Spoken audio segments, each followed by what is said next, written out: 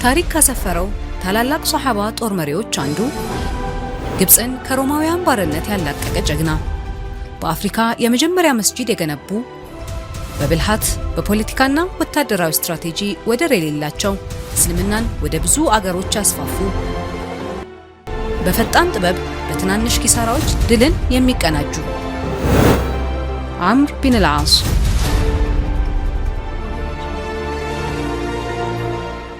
ታሪክ ካሰፈረው ታላላቅ ሷሃባ ጦር መሪዎች አንዱ ግብፅን ከሮማውያን ባርነት ያላቀቀ ጀግና፣ በአፍሪካ የመጀመሪያ መስጂድ የገነቡ፣ በብልሃት በፖለቲካና ወታደራዊ ስትራቴጂ ወደር የሌላቸው፣ እስልምናን ወደ ብዙ አገሮች ያስፋፉ፣ በፈጣን ጥበብ በትናንሽ ኪሳራዎች ድልን የሚቀናጁ አምር ቢን አልዓስ። አምር ኢብኑ አልዓስ ኢብኑ ዋኢል እናታቸው ናቢጋህ ትባላለች። ከአነዛ ጎሳ የሆነች ናት። እንግዲህ አምር ኢብኑ አልዓስ የተወለዱበትን ጊዜ በተመለከተ የተለያዩ ዘገባዎች የተለያዩ ሪዋያዎች አሉ። አልሐፊዝ ኢብኑ ሐጀር አልአስቀላኒ ምን ይጠቅሳሉ? ሰይዱና ዑመር ረዲየላሁ ዐንሁ የተወለዱ ጊዜ አምር ኢብኑ አልዓስ የ7 ዓመት ልጅ እንደሆኑ ይጠቅሳሉ። ሰይዱና ዑመር ረዲየላሁ ዐንሁ ወደ አኺራ ካለፉም በኋላ አምር ኢብኑ አልዓስ ወደ 20 ዓመት እንደኖሩ ይጠቅሳሉ። ይህ ብሎ ማለት እንግዲህ ኦልሞስት ወደ 90 ዓመት ያክል ነበር እድሜያቸው ማለት ነው። አምር ኢብኑ አልዓስ የተወለዱት መካ ነው። ያደጉት ከአባታቸው ከዓስ ኢብኑ ዋኢል ቤት ነው። ነገዳቸው በኒ ሰህም ይባላል። ከቁረይሽ የሆነ ነው። እንግዲህ ዓስ ኢብኑ ዋኢል ከቁረይሽ ባላባቶች መካከል አንዱ ነበሩ። የቁረይሽ ባላባቶች በተለምዶ ልጆቻቸው በአረብኛ ቋንቋ ታንጸው እንዲያድጉ ጥረት ያደርጉ ነበረ። በላጋና ሌሎችንም የትምህርት ዘርፎች እንዲማሩ ያደርጉ ነበረ። ለዛም ዓስ ኢብኑ ዋኢል ልጃቸውን አምርን በለጋ እድሜው ይህንን እውቀት እንዲቀስም ከፍተኛ ጥረት ያደርጉ ነበረ። ለዛ አምር ኢብኑ አልዓስ አረበኛ ቋንቋ ላይ ብርቱ ነበሩ። አረበኛ ግጥምም ይጽፉ ነበረ። አንደበታቸው በጣም ርቱዕ ነበረ። ስለ አንደበተ ርቱዕነታቸው ሰይዱና ዑመር ኢብኑ አልኸጣብ ረዲየላሁ ዐንሁ ሲጠቅሱ ምን ይላሉ? አንድ ሰው ንግግርን የማይችል ሰው ከሰሙ ሰይዱና ዑመር ምን ይሉ ነበር? ሱብሃነላህ፣ የዚህም ሰው እንደዛውም የአንደበተ ርቱዕ የአምር ኢብኑ አልዓስ የሁለቶችም ፈጣሪ አንድ አላህ ነው እያሉ በአምር ኢብኑ አልዓስ አንደበተ ርቱዕነት ይገረሙ ነበረ ማለት ነው። በመካ የእስልምና ጥሪ ፀሐይ በፈነጠቀበት ወቅት ከፊሎቹ ሲቀበሉ ከፊሎቹ ደግሞ አስተባብለው ነበር። በጅማሬው የረሱላችን የዳዕዋ ጉዞ ላይ የእውነት ብርሃን ለመመስከር ያልታደሉ ብዙ ሱሐበቶች ነበሩ። ከነዚህ መካከል እስልምናን ከተቃወሙትና እስልምናን እንደ አደጋ ከሚቆጥሩት የቁረይሽ ሰዎች አንዱ የሆኑት አምር ቢን አልዓስ ይገኙበታል። አምር እንደ አባቱና እንደ አብዛኞቹ የቁረይሽ ሊቃውንት በንግድ ስራ ላይ የተሰማሩ ነበሩ። ከየመንና አቢሲኒያ ወይም ሐበሻ እንደ ቆዳና የመሳሰሉትን ሸቀጣሸቀጦች እየገዙ በሻም ሀገር ይሸጣሉ። ከሻም ደግሞ ሽቶ፣ ዘቢብና ሌሎች ሸቀጣሸቀጦችን እየገዙ በየመን ይሸጣሉ። በተጨማሪም ወደ ግብፅ ሀገርም ሄደው ይነግዳሉ። አምር በንግድ ጉዟቸው ከነዚህ ሀገሮች ጋር ግንኙነት በመፍጠር ከአቢሲኒያ ነገስታትና ከሌሎች ሀገራት ባለስልጣናት ጋር ያላቸው ግንኙነት አጠናከሩ። ነብዩ ሙሐመድ ሰለላሁ ዐለይሂ ወሰለም ወደ እስልምና ጥሪያቸውን ካወጁ በኋላ አምር ልክ እንደ አባታቸው በእስልምናና በነብዩ ላይ ጠላት ሆኑ። አባታቸው አልዓስ ኢብኑ ዋኢል በነብዩ ሰለላሁ ዐለይሂ ወሰለም ላይ ከተሳለቁ አንዱ ነበሩ። የአምር ወንድም ሂሻም እስልምናን በተቀበለ ጊዜ አባቱ አጥብቆ በማሰርና በየቀኑ በመግረፍ ያሰቃየው ነበር። የአምር ባለቤት ራኢጣ ቢንቱ ሙነቢህ ለሂሻም አዘነችለትና በየቀኑ ምግብና መጠጥ ታመጣለት ነበር። በመጨረሻም ከብዙ እንግልት በኋላ በድብቅ ወደ አቢሲኒያ መሰደድ ችሏል። ቁረይሾች አንዳንድ ሙስሊሞች ወደ አቢሲኒያ መሰደዳቸውን ባወቁ ጊዜ የቁረይሽ መሪዎች ዳሩን ነድዋ ላይ ተሰበሰቡ። የተሰደዱትን ለማስመለስ ለነጃሺ የሚሰጥ ገንዘብና ስጦታ ለመሰብሰብ ተስማሙ። ለዚሁ ዓላማ 2 ሰዎችን ሾሙ። አምር ኢብኑ አልዓስንና ዑማራ ኢብኑ አልወሊድን ከስጦታዎቹ ጋር ላኳቸው። ነቢያችን ሙሐመድ ሰለላሁ ዐለይሂ ወሰለም ወደ እስልምና ጥሪ በሚያደርጉበት ጊዜ የመካ ሙሽሪኮች የነቢዩን ሰለላሁ ዐለይሂ ወሰለም ጥሪ የተቀበሉትን ሷሃበቶቻቸውን ያሰቃዩቸው ነበር፣ ያስቸግሯቸው ነበር።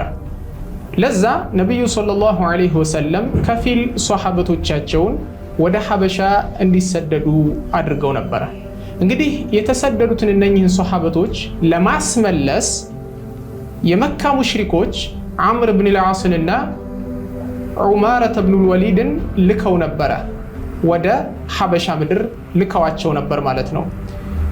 እንግዲህ አምር ብን አልዓስና ዑማረተ ብን ወሊድ ወደ ሐበሻ ከደረሱ በኋላ የአገሪቱን ንጉስ አስሐማን አገኙ። ሰላምታ ሰጧቸው፣ ስጁድ ወረዱላቸው። ከዛም ስጦታ አበረከቱና ምን አሏቸው ለንጉሱ? ከኛ ሰዎች ወደ እናንተ ሀገር መጥተዋል፣ ከኛ ሸሽተው ከኛ አምልጠው ወደ እናንተ ሀገር መጥተዋልና እነኚህ ሰዎች ወደ ነበሩበት ወደ ሀገራቸው እንዲመለሱ ስለምንፈልግ አስረክቡን አሏቸው። ይህኔ አምር ብን አልዓስና ዑማረተ ብን ወሊድ ለንጉሱ ፊት ወደዶችና ለቄሳውስቶች ምን ነግረዋቸው ነበር በሚስጥር?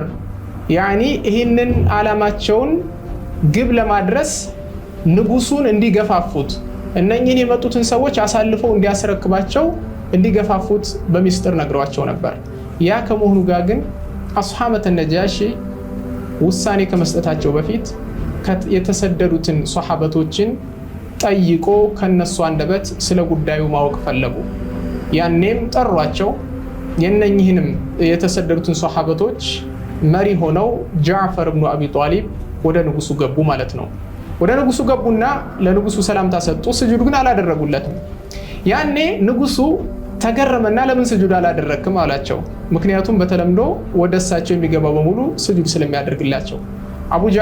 ጃዕፈር ብኑ አቢ ጣሊብ ምን አሉ? እኛ ስጁድ የምናደርገው ለአንድ ለአላህ ብቻ ነው አሉ። ከዛም ንጉሱ ስለ ጉዳዩ እንዲያብራራላቸው ጃዕፈር ብኑ አቢ ጣሊብን የጠየቋቸው ጊዜ ጃዕፈር ብኑ አቢ ጣሊብ ጉዳዩን ፍንትው ባለመልኩ ማብራራት ያዙ። አላሁ ተባረከ ወተዓላን በብቸኝነት እንድናመልክ፣ ሶላትን እንድንሰግድ፣ ጾምን እንድንጾም፣ ምጽዋትን እንድንሰጥና ሌሎችን መልካም ስራዎችን እንድንሰራ ከአላሁ ተዓላ ዘንድ የተላከ መልእክተኛ ተላከልን። ይህንን መልእክተኛም ተቀበል፣ ጥሪውን ተቀበል ሲሉ በመሃል ላይ ጣልቃ ገብተው አምር ብን አልዓስ ለንጉሱ ምን አሉ?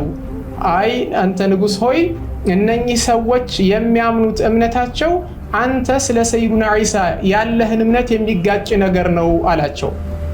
ይህኔ ንጉሱም ጃዕፈር ብኑ አቢ ጣሊብን ጠየቃቸው። ስለ ዒሳ እብኑ መርየም ምንድነው ያላችሁ እምነት ብሎ ሲጠይቃቸው ጃዕፈር እብኑ አቢ ጣሊብም ምን አሉትኝ? ሰይዱና ዒሳ ዓለይሂ ሰላም እጅግ የተከበሩ የተላቁ የአላህ ባሪያና የአላህ መልእክተኛ እንደሆኑ፣ አላሁ ዐዘ ወጀል በልዩ ሁኔታ ያለ አባት የፈጠራቸው ታላቅ ፍጡር ታላቅ ነቢይ እንደሆኑ ገለጸላቸው። እናታቸው ሰይዳህ መርየምም ንጹህ የሆነችና ማንም ወንድ ያልቀረባት ድንግል መልካምና የተከበረች እንስት መሆኗን እስልምና እንደሚያስተምር ገለጹላቸው። ያኔ ንጉሱ እጅግ ተገርመው በደስታ የአምር ብን አልዓስንና የዑማረተ ብን ወሊድን ጠለብ ፍላጎታቸውን ወደ ጎን ትተው ስጦታቸውን መለሱላቸውና እነኚህን ሙስሊሞች በፍቅር ተቀበሏቸው። አምር ወደ ሀበሻ የተሰደዱ ሷሃባዎችን ማስመለስ ባይችሉም እንኳ እስልምናን ለመጻረር ግን ምንም አልሰነፉም። ከሂጅራ በኋላ ሙስሊሞች ከመካ ሙሽሪኮች ባደረጉት ጦርነት ላይም ተሳትፈዋል። በበድርና በኡሑድ ጦርነት ከቁረይሾች ጋር ተሰልፈው ሙስሊሞችን አጥቅቷል። አሁን ላይ ኩፋሮች ሚስቶቻቸውን ሳይቀር ወደ ጦርነቱ ቦታ ወስደዋቸው ነበር። ምክንያቱም የበድር ሽንፈት እንዳይደገም ሰራዊቶቻቸው እንዳይሸሹም በማለት አምርም ከሚስቱ ረይዳህ ጋር ሄደ። በኸንደቅ ጦርነትም ከኻሊድ ኢብኑል ወሊድ ጋር በመሆን ሙስሊሞችን ለማጥቃት ሲጠባበቁ ከነበሩት አንዱ ነበሩ። ይህ ለኢስላምና ለሙስሊሞች የነበረው ከባድ ጥላቻ ከዚያን ጊዜ በኋላ ብዙም አልቆየም። የኢማኑ ጊዜም ተቃረበ። አምር ወደ እስልምና የገቡበት ታሪክን ሲተርኩ እንዲህ ይላሉ። እኔ የእስልምና ጽኑ ተቃዋሚ ነበርኩ። በበድር ከሙሽሪኮች ጋር ተገኝቼም ተርፌያለሁ። ከዚያም ኡሑድ ላይ ተገኝቼም ተርፌያለሁ። በኸይበርም ተገኝቼ ተርፌያለሁ። ለራሴ ምን ያህል ልጥፋ፣ በአላህ ይሁንብኝ ሙሐመድ ቁረይሾችን ያሸንፋል።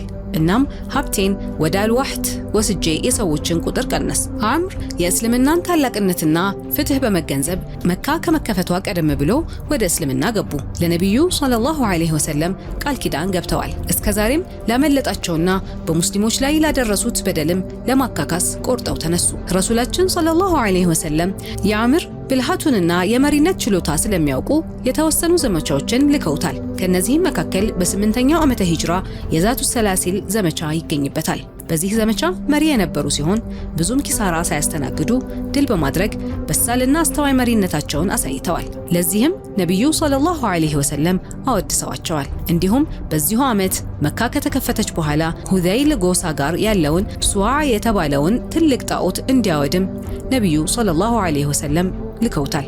በተጨማሪም የኦማንን ንጉስ ወደ እስልምና እንዲጣራ ደብዳቤ እንዲያደርሱ ለትልቅ ተልእኮ ልከዋቸዋል። የኦማን ሰዎች በእጃቸው እስልምናን ተቀብለው ነቢዩ ሰለላሁ ዐለይሂ ወሰለም የዘካና የሶደቃ አስተዳዳሪ አድርገው ሾመዋቸዋል። ነቢዩ እስኪሞቱ ድረስም ለ2 ዓመት በዚያ ስራ ቆይተው ነበር። ነቢዩ ሰለላሁ ዐለይሂ ወሰለም ከሞቱ በኋላ አምር ቢን አልዓስ በኸሊፋ አቡበከር ስዲቅ ረዲየላሁ ዐንሁ የግዛት ዘመን እስልምናን ማገልገልን ቀጠሉ። ኸሊፋው እስልምናን ለማስቀጠልና የአዲሱን መንግስት መሰረት ለማጠናከር ከተመኩባቸው ታዋቂ መሪዎች አንዱ ነበሩ። አንዳንድ የአረብ ጎሳዎች ነቢዩ ሰለላሁ ዐለይሂ ወሰለም ከሞቱ በኋላ ሲከዱ አምር በሪዳህ ጦርነት ላይ በመሳተፍ የአረብ ባህረ ገብ መሬት አካባቢ ያለውን ጸጥታ ወደ ነበረበት ሁኔታ ለመመለስ አስተዋጽኦ አድርገዋል። አዲሱ የኢስላማዊ መንግስት ከተረጋጋ በኋላ አቡበከር ረዲየላሁ ዐንሁ አምርን ወደ ፍልስጤምና ወደ ሻም የባህር ዳርቻ የሚሄድ ወደ 7000 የሚሆኑ ተዋጊዎችን ገለልተኛ ጦር መሪ አድርገው ላኳቸው። አምር ፍልስጤምን ነፃ ለማውጣት ትግላቸውን ጀመሩ። እንደ ጋዛ፣ ሴባስቲያ፣ ናቡልስና የዮርዳኖስን ድንበሮች ሳይቀር ድል አድርገዋል። እነኚህ ድሎች በኸሊፋ ዑመር ኢብኑ አልኸጣብ ረዲየላሁ ዐንሁ የግዛት ዘመን ለተከሰቱት ታላላቅ ድሎችም መንገዱን ጠርጓል። አምር ኢብኑ አልዓስ ወደ እስልምና እንዴት እንደገቡ ታሪካቸውን ሲያካፍሉ ምን ይላሉ? የሆነ ጊዜ የሐበሻ ንጉስ ለሆኑት አስሐመተ ነጃሺ እንግዳ ሆኜ ሐበሻ ምድር ላይ ነበርኩ ይላሉ። ከዛ አንድ መልእክተኛ ከነቢዩ ሙሐመድ ሰለላሁ ዐለይሂ ወሰለም ዘንድ ተልኮ ደብዳቤን ይዞ ወደ ንጉሱ ገባ። ይህም ማን ነበር? አምር ብኑ ኡመየተ አልዶምሪ የሚባል ግለሰብ ነው። በያዘው ደብዳቤም ነቢያችን ሙሐመድ ሰለላሁ ዐለይሂ ወሰለም ኡሙ ሐቢባ ቢንት ሱፊያንን እንደ ዳሩት የሚያትት ደብዳቤ ነበር። ይህንን ደብዳቤ ይዞ ወደ ንጉሱ ገባና ጉዳዩን ፈጽሞ ጨርሶ ወጣ። ያኔ እኔ ወደ ንጉሱ ወደ አስሐባ ገባሁ ይላሉ አምር ብን አልዓስ። ከዛም ሰላምታ አቀረብኩላቸው፣ ስጁድ ወረድኩላቸውና ከዛ እሳቸውም በፈገግታ በፍቅር ተቀበሉኝ፣ ምክንያቱም የቆየ ትውውቅ ስለነበረን ይላሉ። ከዛም ንጉሱ ስጦታ ልሰጠኝ ነበር የመጣው አይደለ አሉትኝ። አዎ ስጦታ አዘጋጅቼልዎታለሁ አልኩና የተዘጋጀውን ስጦታ በክብር ሰጠኋቸው። ከዛም ምን አልኳቸው ይላል አምር ብን አልዓስ፣ አሁን ካንቱ ዘንድ የወጣው ግለሰብ እኮ የኛ ጠላት የሆነ ግለሰብ የላከው ነው። የኛ ጠላት የሆነ ሰው መልእክተኛ ነው። እኛ ዘንድ የተከበሩ ሰዎችን የኛን ባላባቶችን የገደለና የጨፈጨፈ የሆነ ሰው ነው የላከው። ስለዚህ ይህንን መልእክተኛ ስጡኛ፣ አስረክቡኝና እኔ ዋጋውን ልስጠው፣ ልግደለው አልኳቸው ይላሉ አምር ብን አልዓስ። ይህኔ አስሐመተ ነጃሺ በአምር ብን አልዓስ ንግግር በጣም ተቆጡ። በጣም በንዴት በጥፊ አፍንጫ ይመቱኝ ይላሉ። ሱብሃንአላህ፣ አፍንጫዬ ተሰብሯል ብዬ እስከ ገመትኩ ድረስ ከዛም በደም ዳፈኩ ይላሉ። ይህኔ አምር ብን አልዓስ ምን ይላሉ? ይህን ያክል የሚያስቆጣችሁ መሆኑን ባውቅ ጥያቄውን ባልጠየኳችሁ ነበር አልኳቸው ይላሉ። ከዛም የውርደትና የበታችነት ስሜት ተሰማኝ በክስተቱ። መሬት ተሰንጥቃ ብትውጠኝ ይሻል ነበር ይላሉ። ሱብሃንአላህ። ከዛም ነጃሺ አስሐመተ ነጃሺ ምን አሉትኝ? ለሰይዱና ሙሳና ለሰይዱና ዒሳ ወህይ ይዞላቸው ሲወርድ የነበረው ሰይዱና ጅብሪል የሚወርድላቸው ወህይ ይዞላቸው የሚመጣላቸውን ሰው የላኩትን መልእክተኛ እንዳስረክብህና እንድትገለው ነው እንደምትጠይቀኝ ብለው በንዴት መንፈስ ይህን አሉኝ ይላል አምር ብን አልዓስ። ይህንን ስሰማ በልቤ የሆነ ነገር አቃጨለብኝ ይላሉ አምር ብን አልዓስ። አረቡም አጀሙም እኒህ ሰው ትክክለኛ መስመር ላይ እንደሆኑ እየመሰከረላቸው ታዲያ እኔ ለምንድን ነው ምን ባይነኝ ለምን አልቀበለውም ጥሪያቸውን የሚል ነገር በውስጥ ያደረ ይላሉ። ከዛም ጠየኳቸው አስሐማን ይላሉ ታዲያ አንቱም ይሄ ግለሰብ ነብይ እንደሆነ ታምናላችሁን ብዬ ስጠይቃቸው አዎ ነብይ ነው አምንበታለሁኝ አምር ብትሰልም ይሻላልኝ ትክክለኛውን መስመር ተቀበል ብለዋሉኝ ይላል። ሱብሃንአላህ። ምን አስከትለው ምን አሉትኝ? ሰይዱና ሙሳ አለይሂ ሰላም ከተከታዮቹ ጋር ሆኖ አላሁ ዐዘ ወጀል በፊርዓውን ላይ ድልን እንዲጎናጸፉ እንዳረጋቸው ሁሉ ነብዩ መሐመድም በጠላቶቹ ላይ ድልን አላህ ያጎናጽፈዋልኝ ስለዚህ መስመሩን ተቀበል ጥሪውን ተቀበል ብለዋሉኝ ይላል አምር ኢብኑ አልዓስ። ከዛም እስልምናን ተቀበልኩኝ ከሳቸው ዘንድም ቁጭ ብዬ ቃል ኪዳኔን ሰጠኋቸው ይላል። ከዛ በኋላ ከሳቸው ወጥቼ ወደ ባህር ዳርቻ ሄድኩና ወደ ሂጃዝ የምታመራው መርከብ ጋር ተሳፈርኩኝ እሹዓይባ የሚባል ቦታ ጋር እስከደረስኩ ድረስ ይላሉ። ከዛም እዛ ቦታ ላይ ሰይዱና ኻሊድ ኢብኑ ወሊድንና ሌላ ሰው አገኘሁኝ መስለም የፈለገ ሌላ ሰው አገኘሁ ይላሉ። ሱብሃንአላህ። እኛው ሶስታችን ተያይዘን ወደ መዲና አቀናን። ከዛም ነቢያችንን ሰለላሁ ዐለይሂ ወሰለም አገኘናቸው ሰለምን መስመሩን ተቀበል። ከዛም በኋላ ወደ ነብዩ መሐመድ ሰለላሁ ዐለይሂ ወሰለም ጠጋ ብዬ ምን አልኳቸው ይላሉ አምር ኢብኑ አልዓስ እስልምናን ከመቀበሌ በፊት በእናንተ ላይ ሳደርሰው የነበረውን በደል አፉታ እንድታረጉልኝ እጠይቃለሁ ብዬ አልኳቸው ይላሉ። ነብዩ መሐመድም ሰለላሁ ዐለይሂ ወሰለም አልኢስላሙ የጁቡ ማ ቀብለሁ የሚለውን ሐዲስ አውስተው እስልምና ከሱ በፊት የነበሩትን ስህተቶች ያብሳል የሚለውን ጠቅሰውለት በእስልምናቸው እስልምናን በመቀበላቸው ነብዩ ሰለላሁ ዐለይሂ ወሰለም እጅግ ተደሰቱ፣ ደስ አላቸው። አምር ኢብኑ አልዓስ አያይዘው ምን ይላሉ? ከዛም በኋላ ወደ እስልምና ከገባው በኋላም ነብዩ መሐመድ ሰለላሁ ዐለይሂ ወሰለም እጅግ ፍትሃዊና አድል በተሞላበት መልኩ ነው እኔን ትሪት ሲያደርጉኝ የነበረው ይላል። ከሳቸውም በኋላ በሰይዱና አቡበክር ሲዲቅ በሰይዱና ዑመር አልፋሩቅ ረዲየላሁ ዐንሁም አጅመዒን እጅግ ፍትሃዊ በሆነ መልኩ ሙዓመላ ሲያደርጉኝ ነበር ይላሉ አምር ኢብኑ አልዓስ። ከዛም በኻሊድ ኢብኑ ወሊድ ስር በመሆን አጅናዲን ላይ ተዋግተዋል። በዚህ ጦርነትም የቤዛንታይንን ጦርነት ለመክበብና የማፈግፈግ መስመሮቹን ለመምታት አምር ሰራዊቱን በትናንሽና በፍጥነት በሚንቀሳቀሱ ክፍሎች በመከፋፈል ታላቅ ታክቲካዊ ችሎታ አሳይተዋል። ከዚያም በፋህል ጦርነትና በደማስቆ ከበባ ላይ የተካፈሉ ሲሆን ሙስሊሞች ከሮማውያን ጋር ካደረጉት ታላላቅ ጦርነቶች አንዱ በሆነው በየርሙክ ጦርነት የቀኝ ክፍል ጦር መሪ ሆነው ተዋግተዋል። ከነዚህ ድሎች በኋላ የፍልስጤን ከተሞች መቆጣጠሩን ቀጠሉ። ሴባስቲያን፣ ናቡልሰን፣ ሎድን እና አካባቢዋን ዩብናን፣ አምዋስ እና በይተ ጅብሪል ለመያዝም ችለዋል። ከዚያም ወደ ደቡብ ወርደው ረፋሕንና አስቀላንን ድል አደረጉ። ቀደም ሲል በአቡበከር ዘመነ መንግስት ገዛን ድል አድርገው ነበር። አቡ ዑበይዳህ ኢብን አልጀራህ ከእርሱ ጋር ከመቀላቀላቸው በፊት ቂሳርን ከዚያም ኢየሩሳሌምን ከበባ አድርገው ነበር። ከሰራዊቱና ከነዋሪዎቹ ኃይለኛ ተቃውሞ ስለገጠማቸው የቤዛንታይን ጥቃቶችን ለመመካት እጅጉኑ ተፈታተናቸው። የዛኔ ለቁድስ መሪ አርጠቡን እንደ ሌሎች ከተሞች እጅ እንዲሰጥ መልእክት ላኩለት። በሰላማዊ መንገድ ከተማዋን ካስረከበ ደህንነቱ እንደሚጠበቅለት ቃል ገባለት። ቤዛንታይን ከበይተል መቅዲስ አጥር ላይ በመሆን በወስፈንጥር ሙስሊሞችን ያጠቁ ነበር። ጦርነቱ ለረጅም ጊዜ ቆየ። የአምር ብልሃት ጦርነቱን ሊቋጨው አልቻለም። በእነዚህ አስቸጋሪ የውጊያ ሁኔታዎች ውስጥ አምር ቢን አልዓስ መዲና ለሚገኙ ኸሊፋ ዑመር ኢብን አልኸጣብ እርዳታ ለመጠየቅ ለመጻፍ ተገደዱ። ዑመርም ጥያቄውን ተቀብለው እንዲደርሱላቸው ወደ አቡ ዑበይዳህና ኻሊድ ኢብን ወሊድ ደብዳቤ ላኩ። በተጨማሪም ቂሳሪያን ለማጥቃት ሙዓዊያን እንዲልከው ለወንድሙ የዚህ መልእክት ላኩ። ይህን ያደረጉት የቢዛንታይኖች ሐሳብና ኃይል እንዲበታተን ለማድረግ ነው። ዑመርም ለክስተቱ ሂደት ቅርብ ለመሆን ወደ ሻም ሄዱ። አቡ ዑበይዳህ ቤተል መቅዲስ ሲደርሱ የአምርን ቦታ በመተካት የሙስሊሞች ሰራዊት መሪ ሆኑ። በፍልስጤን መጀመሪያ የተካሄደው ጦርነት አምር ኢብኑ አልዓስ ወታደራቸውን ይዘው ኢልያ እና ፍልስጤን ወደሚባሉ ምድሮች አቀኑ። ከዛም አምር ኢብኑ አልዓስ ከሙሃጅሮችም ከአንሷሮችም ጦራቸውን ሰብስበው ውይይት አደረጉ። ከነሱ ጋር አማከሯቸው ስላለው ጦርነት። የጠላት ጦር የሩም ጦር እጅግ የገዘፈ ጦርን አዘጋጅቶ እየጠበቃቸው እንደሆነ፣ ወደ 100 ሺህ የሚደርሱ ጦረኞችን ይዞ እየጠበቃቸው እንደሆነ ነገሯቸው። ይህን ሲሰሙ ከፊል ሙስሊሞች የተወሰነ አመናቱ። ስጋት አደረባቸው። ከዛ ሌሎች ሙስሊሞች አጃገኗቸው። ድለኛ ነው፣ ምንም ስጋት አይጠበቅብንም ብለዋሉ።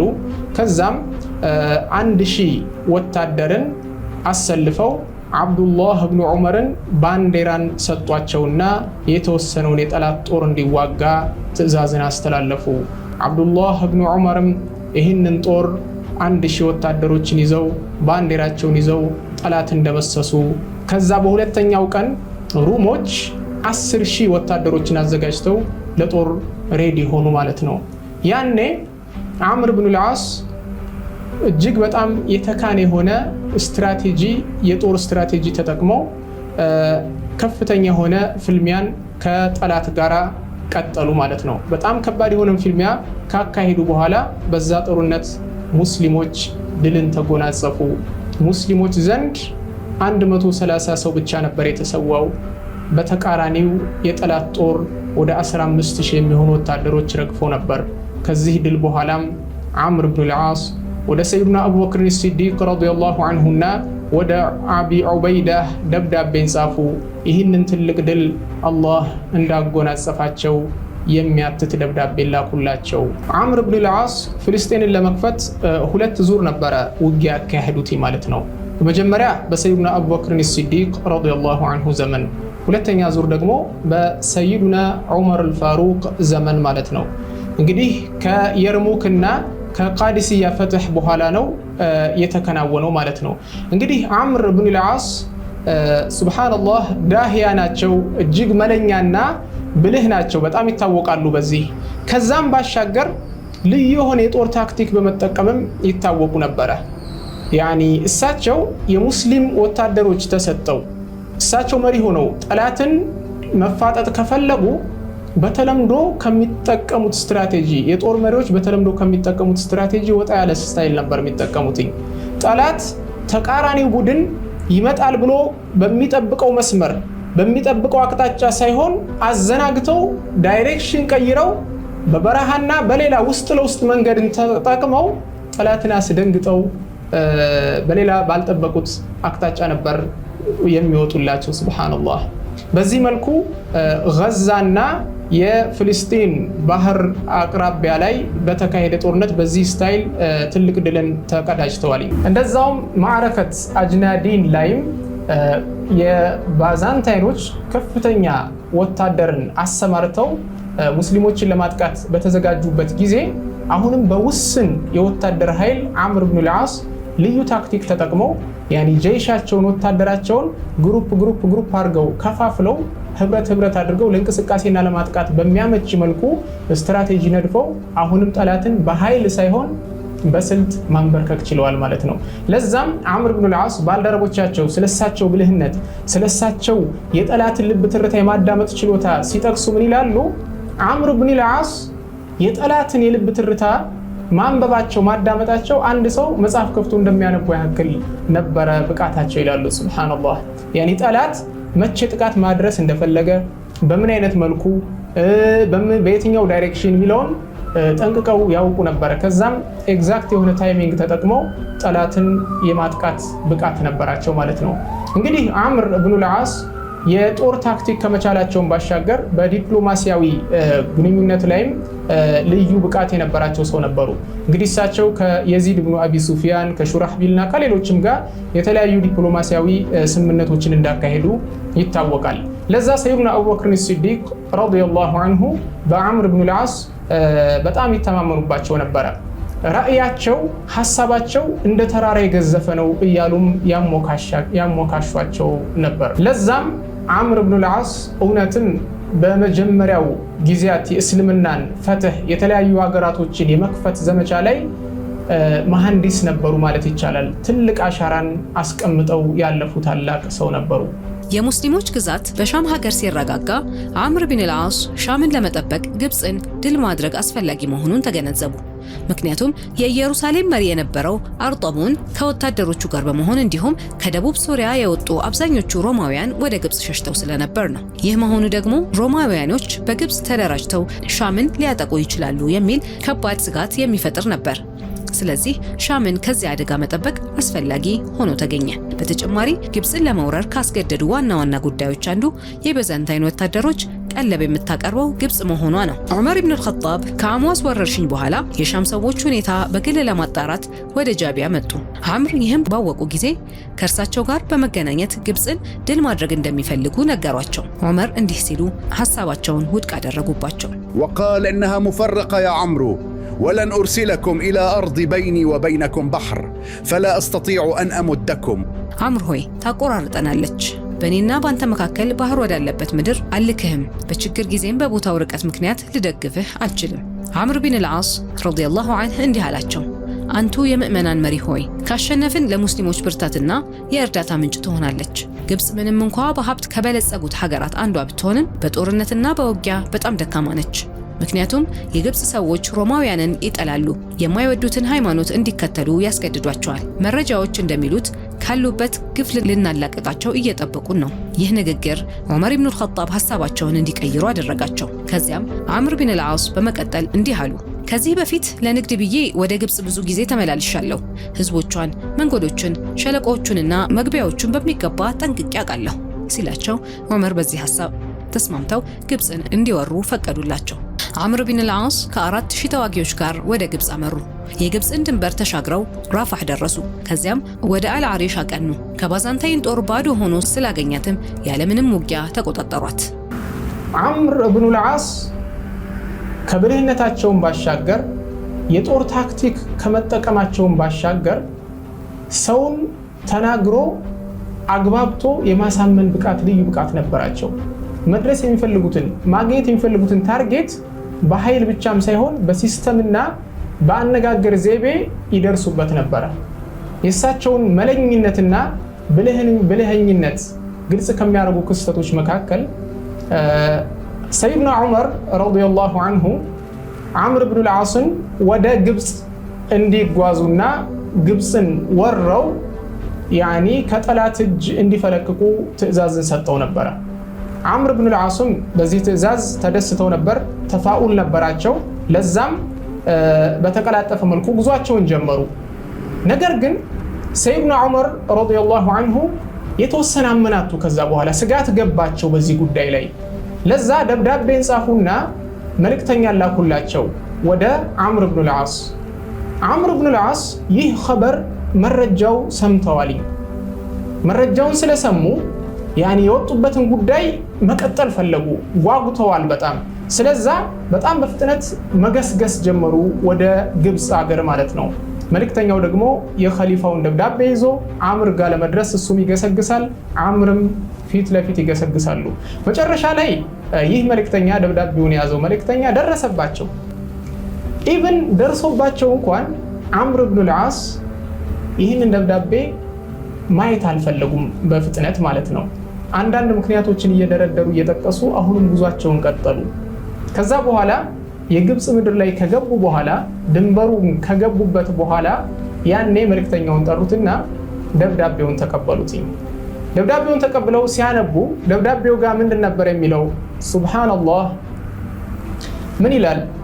ለአምር ኢብኑ አልዓስ የተላከው ደብዳቤ፣ ይህ ደብዳቤ የግብፅ ምድርን ከመግባትህ በፊት ወደ ግብፅ ክልል ከመግባትህ በፊት ከደረሰ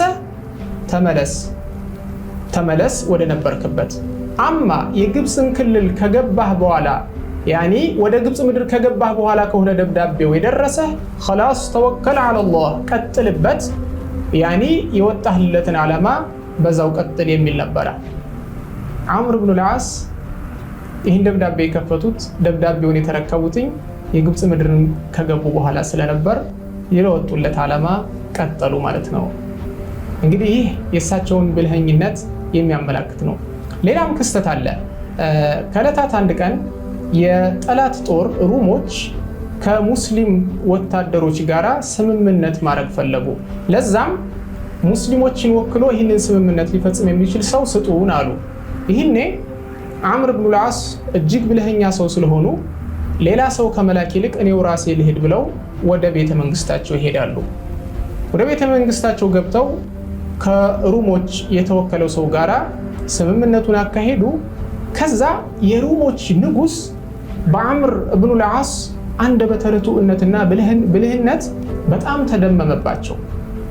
ለዛ ስጦታ ላበርክትላችሁ አላቸውና ምን ለጠባቂዎቹ በሚስጥር ትእዛዝ ሰጣቸው። ለጠባቂዎቹ ምን አይነት ትእዛዝ ሰጠ? አምር እብኑ ልዓስ ስጦታውን ይዞ ሊወጣ ሲል በድንጋይ ግደሉት የሚል ትእዛዝ ለጠባቂዎቹ ሰጠ፣ ንጉሱ ማለት ነው። ይህኔ አምር እብኑ ልዓስ ስጦታውን ከተቀበሉ በኋላ ወጣ ሲሉ የሆነ ሰው ምን አላቸው? በሰላም እንደገባ ሁሉ በሰላም ውጣ አላቸው። ይህኔ አምር እብኑ ልዓስ ብልህ ናቸው። ምን ተረዱ? አሃ መግደል ፈልገዋል፣ እኔን ሊገሉኝ ፈልገዋል ብለው ተረዱ። ከዛ በፍጥነት ወደ ንጉሱ ተመለሱና መላ ዘየዱ። ምን አሉ? ከኔ እጅግ በጣም የበለጡ ብልሆች 10 ያጎቴ ልጆች አሉ። ስለዚህ አሁን የሰጠኸኝን ያበረከትክልኝን ስጦታ ይዤ ወደ እነሱ ብሄድ ያኒ አይበቃቸውም። ስለዚህ እኔ ይህን ስጦታ አሳያቸውና 10ዎቹ ያጎቴ ልጆች አንተን እንዲጎበኙህ እንዲዘይሩህ አረጋለሁኝ፣ ሌላ ስጦታ ታበረክትላቸዋለህ አሉትኝ። ይህኔም ንጉሱ ኦኬ ካንተ የተሻለ ብልሆችን ማግኘት ከቻልኩኝ እነሱን እገላለሁኝ ብሎ ተስፋ አድርጎ ትእዛዙን ለጠባቂዎች የሰጠውን ትእዛዝ ቀየረው ማለት ነው። ሱብሃንአላህ። ይህ ንጉስ አምር እብኑ ልዓስን መግደል የፈለገው ምንድነው? እጅግ ብልህኛ ስለሆኑ ይህንን ብልሃት ለሱ ተቃራኒ አንጃ ሲጠቀሙትኝ እኔን ጥቃት ያደርሱብኛል ከሚልና ከድንጋጤ የተነሳ ነው እሳቸውን መግደል የፈለገው። በዚህ መልኩ እንግዲህ አምር እብኑ ልዓስ ከዚህ ፈተና ራሳቸውን ሊታደጉ ችሏል፣ በስልታቸው በዘዴያቸው። ግብጾች የአምር እብን ልዓስና የሙስሊሞች ፍትህ ከሰሙ በኋላ ሞቅ ያለ አቀባበል አደረጉላቸው። አምር የፈርማ ምሽግ ቤተ መንግስት ለመድረስ ግን ተቸግረው ነበር። የግብጽ ገዥ ለነበረው ሙቀውቂስ የሙስሊሞች ኃይል ወደ ግብጽ አልፋርማህ ምሽግ የመድረሳቸውን ዜና በሰማ ጊዜ የተወሰኑ ወታደሮችን በመላክ ሙስሊሞች በዚህ ምሽግ ጊዜያቸውን እንዲያሳልፉ ፈለገ። ሙስሊሞች ይህን ከተማ ለመክፈት እስኪታገሉ ድረስ ሙቀውቂስ በባቢሎን ምሽግ ራሱን ሸሽጎ በደንብ ለመዘጋጀት ወሰነ። የባቢሎን ምሽግ በጣም ለብዙ ወራት ለብዙ ሺህ ወታደሮች በቂ ስንቅና እህል ያለው ታላቅ ምሽግ ሲሆን በጣም ጠንካራ ምሽግ ነበር። ሙቀውቂስ እንደተነበየው አምር ቢን ልዓስ የአልፋርማህን ምሽግ ለ2 ወራት ከበባት። የፈርማህ ነዋሪዎች ከቢዛንታይን በደል መላቀቅ ስለፈለጉ ከ2 ወር በኋላ ከተማዋን ለአምር አስረከቡ። ግብጽ ከገባበት ጊዜ ጀምሮ እስከ መጨረሻ ድረስ በወረራው ረድተውስ ነበር። ከዚህ የምንረዳው ሙስሊሞች ምን ያክል ፍትሃዊና አዛኝ እንደነበሩ፣ አንዲትን ምድር የሚያጠቁ ለግላቸው ጥቅም ወይም ግዛት ማስፋፋት ብቻ ሳይሆን ለነዋሪው ህዝብ በማዘን ነበር። አምር አልፋርማ ከያዘ በኋላ ወደ ቢልቢስ ገሰገሰ። በዚህ ከተማ የሙቀውቂስ ልጅ አርማኖስ ነበረች። እዛም ቆስጠንጢኖስ 3ኛ ለማግባት ዝግጅት ላይ ስለነበረች ወደ ቂሳሪያ ለመጓዝ ገንዘቧንና አገልጋዮች አዘጋጅተውላታል። ግን የታለመው ሁሉ ሳይሳካ አምር ቢን ልዓስ ከተማውን ከበበ። ሙስሊሞች ቢልበይስ ከተማ ገቡ። አምር ቢን ልዓስ አርማኖሳን ከነሙሉ ሀብቷ ወደ አባቷ ሙቀውቂስ ከቀይስ ኢብኑ ሰዒድ ኢብኑ ዑባዳህ ጋር ላካት። ይህ ክስተት በሙስሊሞች ታሪክ አዲስ አይደለም። ምክንያቱም እስልምና የሰላም፣ የክብር፣ የእዝነት ሃይማኖት ነው። አምር ለሙቀውቂስ ሴት ልጁን በሰላም መመለሱ በግብፃውያን ልብ ውስጥ የሙስሊሞች ታላቅነት እንዲታተም አደረገ።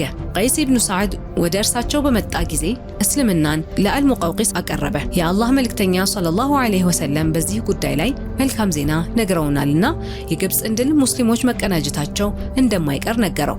አልሙቀውቂስ ጉዳዩን ለወገኖቹ እንደሚያቀርብ ቃል ገባለት። ከዚያም አምር ቢን ልዓስ ወደ ኡሙ ዲኒን አመራ። በሺዎች የሚቆጠሩ ወታደሮች ያሏት የተመሸገ ከተማ ነበረች። በአባይ ወንዝ ላይ ወደብ ስለነበር ይህን ከተማ ከተቆጣጠረ በወደቡ ላይ የሚገኙ መርከቦችን ማርኮ ወደ ባቢሎን አንጋፋ ምሽግ መሻገር ይችላል። ሙስሊሞች የኡሙ ዲና ከሮማውያን ጦር ጋር ተፋለመ። ጦርነቱ በጣም ከባድ ነበር። ከሰዓታት ከባድ ውጊያ በኋላ በሺዎች የሚቆጠሩ ሮማውያን ቆስለዋል። እንዲሁም በመቶዎች የሚቆጠሩ ሙስሊሞች ሸሂድ ሆነዋል። የሙስሊሞች ሟች ቁጥር አናሳ ቢሆንም ኪሳራው ግን ብዙ ነበር። ምክንያቱም አምር ወደ ግብጽ የገባው በ4000 ወታደር ብቻ ስለነበር። አምር ከኸሊፋው ዑመር እርዳታ ሊጠይቅ ተገደዱ። ዑመር ረዲየላሁ ዐንሁ የአምር ደብዳቤ ሲደርሳቸው በፍጥነት 4000 ወታደሮችን ላኩላቸው። እንዲህም አሏቸው፣ وقال استعن بالله واشدد على جنودك وإني قد أرسلت إليك 4000 مقاتل على كل 1000 منهم قائد ب1000 رجل ከአላህ እገዛ ፈልግ፣ ወታደሮችህንም አበርታቸው። እኔም 4000 ተዋጊዎችን ልኬልሃለሁ። ለእያንዳንዱ 1000 ወታደር እንደ 1000 የሚሆን መሪዎችን አድርጌልሃለሁ። ከነዚህ በ1000 ሰው የተገለጹት መሪዎች አዙበይር ቢን አልዓዋም፣ ዑማደቱ ብን ሳሚት፣ አልሚቅዳድ ቢን አልአስወድ እና መስለመተ ብን መኽለድ ናቸው። ዓምር ብን አልዓስ የዑመር ብን ኸጣብ ምክር በመከተል ወታደራቸውን በቀላሉ ድል እንዲቀዳጁ በማሰብ አንዳንድ ብዙም ጥበቃ የሌላቸው አካባቢዎችን ማጥቃት ጀመሩ። እነዚህ ድሎች የሙስሊሞችን ሰራዊት ቁርጠኝነት ያጠናከሩና በራስ መተማመን ስሜታቸው ያደሱላቸው ነበር። ዓምር ኡሙዲኒንም መክፈት ሲያቅታቸው ግማሹን ሰራዊቱን እዛው ከተማ ላይ ከበባውን እንዲቀጥሉ ትተዋቸዋል። ከዚያም ከሌላው አጋማሽ ጋር አይነ ሸምስን ለማጥቃት ጉዞ ጀመሩ። በአይነ ሸምስ የተደረገው ጦርነት መራራ ነበር። ሙስሊሞች ወደ ውድቀት አፋፍ ደረሱ። ልቦች ጉሮሮ ላይ ደርሰዋል። የአላህ ድል ግን ቅርብ ነበር። ከመዲና የተላከው እርዳታም ደረሰ። ዓምር ሮማውያንን ከምሽጋቸው ወጥተው እንዲዋጓቸው ስለፈለጉ የመጀመሪያውን ጥቃት አልሰነዘሩ። ሮማውያን የዓምርን እቅድ ሳይረዱ ቀድመው ለማጥቃት ከምሽጋቸው ወጥተው ወደ ሙስሊሞች አመሩ። የሮማውያን ጦር ሲደርስ ዓምር ቢን አልዓስ በጦር ኃይላቸው አጠቋቸው። ከባድ ፍልሚያ ነበር። ሮማውያን ወደ ሙቀጠም ተራራ አፈገፈጉ። ከተራራው የሚወርድባቸው ቀስቶች አስገረማቸው። የዛኔ የዓምር ወጥመድ ላይ እንደወደቁ ተረዱ። ወደ ሙቀጠም ተራራ መሸሻቸውም የእቅዱ አንድ አካል መሆኑ ተረዱ። የዛኔ ለማምለጥ አንዲት አማራጭ ብቻ ነበራቸው። እሱም ወደ ኡሙዲኒን ምሽግ መሸሽ ነበር። ግን ዓምር ማን ነው? እሱ ወደ ኡሙዲኒን በሚወስደው መንገድ ላይ ቀድሞ ሰራዊቶቹ መድቦ ቢሆንስ? ሮማውያንም ለመሸሽ ሲሞክሩ በሶስቱም አቅጣጫ እንደተከበቡ አወቁ። ዓምርም በደንብ የታሰበበት ማይበገር ወጥመድ እንዳዘጋጁላቸው ነቁ። የሮማውያን ጦር ሙሉ በሙሉ ተደመሰሰ። የሮማውያን ጦር የአይነ ሸምስ ከተማ ያለምንም ወታደር ቀረች። በአላህ ቸርነት ከተማዋ በሙስሊሞች እጅ ላይ ወደቀች። ከዚያም ሙስሊሞች ኡሙዲን ላይ አላህ ድል እስኪሰጣቸው ድረስ ከበባውን አጠናከሩት። ዓምር ብን አልዓስ ግብጽ በነበሩበት ጊዜ ብዙ ወረራዎችን አካሂደዋል፣ ብዙ ጦርነቶችን አካሂደዋል። በርካታ ከተሞችንም በቁጥጥር ስር ማዋል ችለዋል። ነገር ግን የግብጽን ሀገር ሙሉ በሙሉ በስራቸው እንድትወድቅ ያስቻላቸው ሁለት ሁነኛ ድሎች ነበሩ። የመጀመሪያው ምንድነው? የባቢሎን ሒስንን ቀልዓን መከበባቸው፣ መውረራቸው ነው። ይህ ቀልዓ የሚገኘው በምስራቅ የኒል ወንዝ አቅራቢያ ፉስጧጥ በሚባለው አካባቢ ነው። እንግዲህ በዚህ ቀልዓ ውስጥ በዚህ ግንብ ውስጥ በሺዎች የሚቆጠሩ ወታደሮች ነበሩ፣ ብዙ ምሽጎች ነበሩ። ስለዚህ ይህንን ቀልዓ ተቆጣጠሩ ማለት ወደ ኢስከንድሪያ መንገዱን ይጠርጋል ማለት ነው። እንግዲህ ይህንን ቀልዓ ለመውረርና ለመክበብ በሂጅራ አቆጣጠር 20ኛው ዓመት ላይ ያኒ ወደ 12000 የሚደርሱ ወታደሮችን ይዘው ዓምር ብን አልዓስ ይህንን ተልዕኮ ይዘው ወጡ ማለት ነው። ነገር ግን የጠላት ጦር በርካታ ነበረ፣ በጣም ብዙ ቁጥር ያላቸው ነበሩ። ስለዚህ በኃይል ይህንን ቀልዓ ማውደም እንደማይችሉ ስለተረዱ በሲስተም በታክቲክ ማጥቃትን መረጡ ማለት ነው። ስለዚህ ከወሰዷቸው ታክቲኮች የመጀመሪያው ምንድነው? ወደዚህ ቀልዓ እርዳታ ቀለብ ውስጥ ለሚኖሩ ወታደሮች የሚመጣው ከኢስከንድሪያ ከተማ ነበር። ኢስከንድሪያ ከተማ ማለት እንግዲህ በቀደምት ጊዜ የግብጽ ዋና ከተማ የነበረች ናት። ስለዚህ ከኢስከንድሪያ ነበረ ወደዚህ ቀልዓ እርዳታ የሚመጣው። የመጀመሪያው የሄዱበት መንገድ ምንድነው? ይህንን መንገድ መቁረጥ ነው። ያኔ እርዳታ እንዳይደርሳቸው የማድረግ ስራ ነው የሰሩት ማለት ነው። ሁለተኛው ደግሞ ቀልጠፍ ያለና ፈጣን ጥቃት ማድረስ፣ ያኔ በይነ ሒኒን ወአኸር ጥቃት ማድረስ፣ ግሩፕ እያደረጉ ወታደሮችን ይልኩና አልፎ አልፎ ማታ ላይ እዚህ ቀልዓ ላይ ጥቃት ማድረስ። ያ ማለት እንግዲህ ቀልዓው ውስጥ የሚኖሩ ኃይሎች የጠላት ጦሮች እረፍት እንዳያገኙ ማድረግ፣ እንቅልፍ መንሳት፣ ያኒ ሞራላቸውን መሸርሸር፣ ማዕናዊያቸውን ማውረድ ስራ ሰርቷል ማለት ነው። ሌላኛው ሶስተኛው መንገድ የተጠቀሙት መንገድ ምንድነው? ያኒ ሙቀውቂስ ከዓምር ብን አልዓስ ጋር ስምምነት መፈጸም ፈልጎ ነበረ። የሂረቅልን ንጉስ ከነሱ እገዛ እስከሚመጣላቸው ድረስ ከሙስሊሞች ጋራ ጦር መክፈት አልፈለጉም። ለዛ ጊዜን ለመከሰብ ሲል ስምምነት ማድረግ ፈልጓል። በዚህ መልኩ ዓምር ብን አልዓስን ለመሸወድ ፈልጎ ነበረ። ነገር ግን ዓምር ብን አልዓስ እጅግ ብልህኛ ስለሆኑ ጭራሽ እንደውም እሳቸው ነው ይህንን ስምምነት ተጠቅመው ለፈለጉት ዓላማ ያዋሉት ማለት ነው። ዓምር ብን አልዓስ ምንድነው ያደረጉት? የስምምነቱን ቀጠሮ ሆን ብለው እንዲረዝም ተሎ እንዳይጨርሱት አደረጉ። በዚህ መልኩ ያኒ ከኢስከንድሪያ ወደዚህ ቀላ የሚመጣው እርዳታ ተቆርጦባቸዋል። ውስጥ ላይ ያለውን ቀለባቸውን እንዲጨርሱና ችግር ላይ እንዲወድቁ በዚህ መልኩ ሲስተም ተጠቅመዋል። ሌላ የተጠቀሙት ስልት ምንድነው? የኒል ወንዝ በሚሞላ ጊዜ የተለያዩ ታንኳዎችንና ውስን ትንንሽ መርከቦችን ተጠቅመው ይህንን ቀላ በመግቢያው ሳይድ በየብሱ ሳይድ ብቻም ሳይሆን በጀርባ ጥቃት ማድረስ ጀመሩ ማለት ነው። እንግዲህ በሁለት ዳይሬክሽን እያቀላጠፏቸው ነው።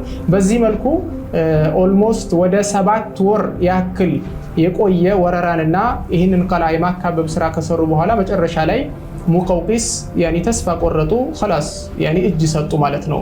ለሙስሊሞች ገባሪ ሆነው ለመኖር ዝግጁ እንደሆኑ ገለጹ። ከዛም ዐምር ብን አልዓስ ይህንን ቀልዓ ተረከቡ፣ መቀመጫቸውን ፉስጧጥ ላይ። እንግዲህ የባቢሎንን ቀልዓ ከተቆጣጠሩ በኋላ ሁለተኛው ታርጌታቸው ምንድን ነበር?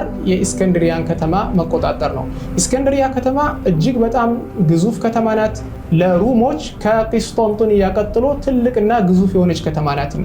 በዚህ ከተማ በርካታ ወደ 100,000 የሚደርሱ ወታደሮች ያሉባት ከተማ ናት።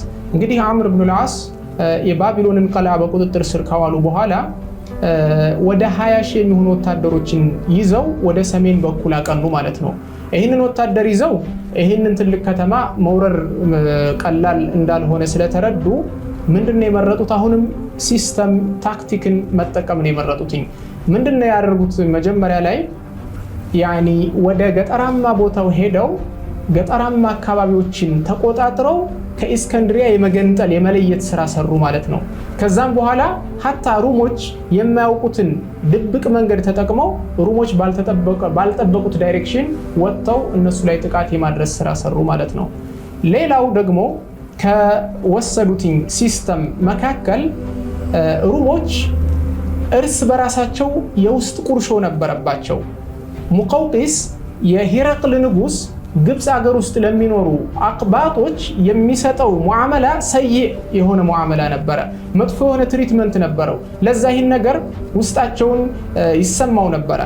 እንግዲህ ዐምር ብን አልዓስ ይህንን እድል ተጠቀሙ ማለት ነው። አቅባጦች ጋር ያኒ ኃላፊዎችን በሚስጥር መላላክ ደብዳቤ መጻጻፍ ጀመሩ ማለት ነው።